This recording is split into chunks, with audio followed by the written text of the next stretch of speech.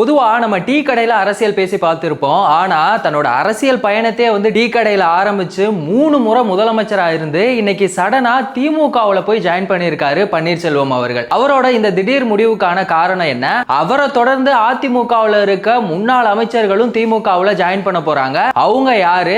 Actually என்ன நடந்துச்சு? Hi, நான் உங்க தேவா. சோ வாங்க இத பத்தி டீடைலா தெரிஞ்சுக்கலாம். ஓபிஎஸ் அவர்கள் ஒரு விவசாய குடும்பத்தை சேர்ந்தவர். அது மட்டும் இல்லாம இந்த பால் வியாபாரம் அதெல்லாம் பண்ணிருக்காங்க. அதுல இருந்து அடுத்த கட்டமா என்ன பண்ணிருக்காங்க அப்படின்னா டீ கடை வச்சு அது மூலமா ரன் பண்ணிருக்காரு. 1982ல என்ன பண்ணிருக்காரு அப்படின்னா எம்ஜிஆரோட வெறித்தனமான ஃபேன் அவர் எம்ஜிஆரோட இளைஞர் அணி துணை செயலாளரா தன்னை கட்சியில அறிமுகப்படுத்தியிருக்காரு. அதுக்கப்புறமா 1987ல பெரிய குளத்துல நின்னு ஜெயிச்சிருக்காரு.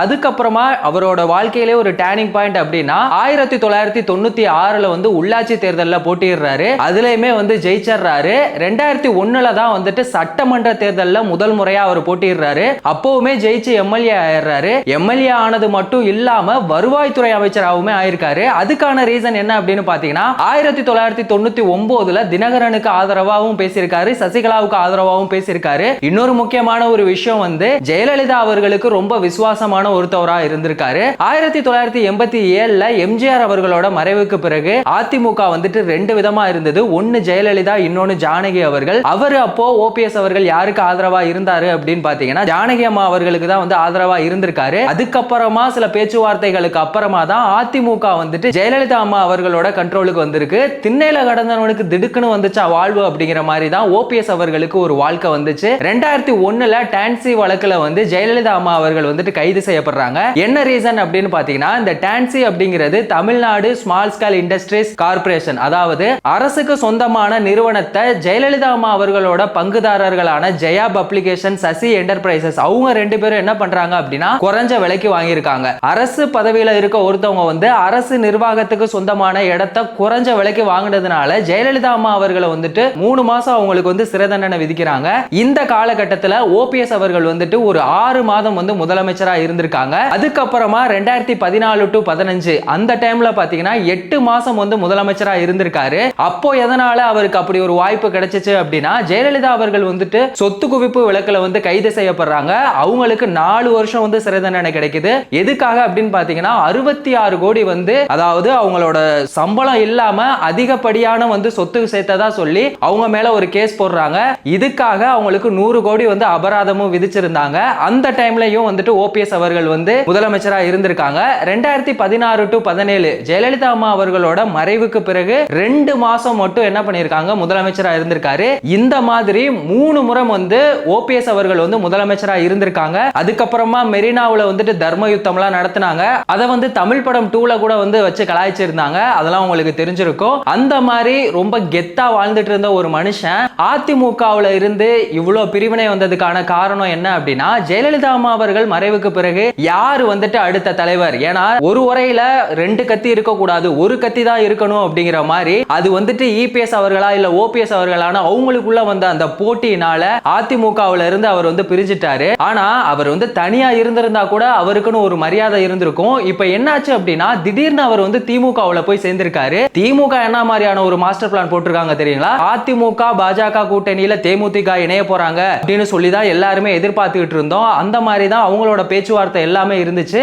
ஆனா யாருமே எதிர்பார்க்காத விதமா அவங்க போயிட்டு திமுகவுல கூட்டணி வச்சுட்டாங்க.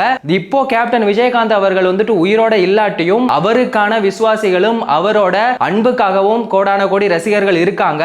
அந்த ஓட்டு பெர்சன்டேஜ் எல்லாத்தையுமே இப்போ திமுக அவங்க பக்கம் இழுத்திருக்காங்க. இப்போ ஓபிஎஸ் அவர்கள் திமுகவுல ஜாயின் பண்ணதுனால திமுகவுக்கு என்ன பெனிஃபிட் அப்படின்னா தென் மாவட்டங்கள்ல இந்த முக்குளத்தோர் அவங்களோட வாக்கு சதவீதம் அதிகமாவே இருக்கு. அது சுமார் ஒரு 15ல இருந்து 16 தொகுதி வரைக்குமே இருக்கு. இப்போ அது எல்லாமே திமுக பக்கம் வந்திருக்கு அப்படின்னு தான் சொல்லணும். அது மட்டும் இல்லாம ஓபிஎஸ்க்கு பல தொகுதிகள் தர்றது இல்லாம வேற ஒரு ஆஃபர் தந்திருக்கதாவுமே சொல்லியிருக்காங்க.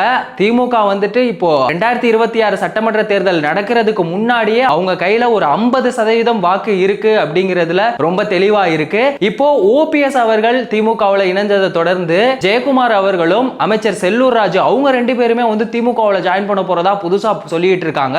உங்க எல்லாருக்குமே தெரியும் ஜெயக்குமார் அவர்கள் யாரு அப்படின்னு சொல்லிட்டு. ஒரு பொண்ணு மனு கொடுக்க போனாங்க.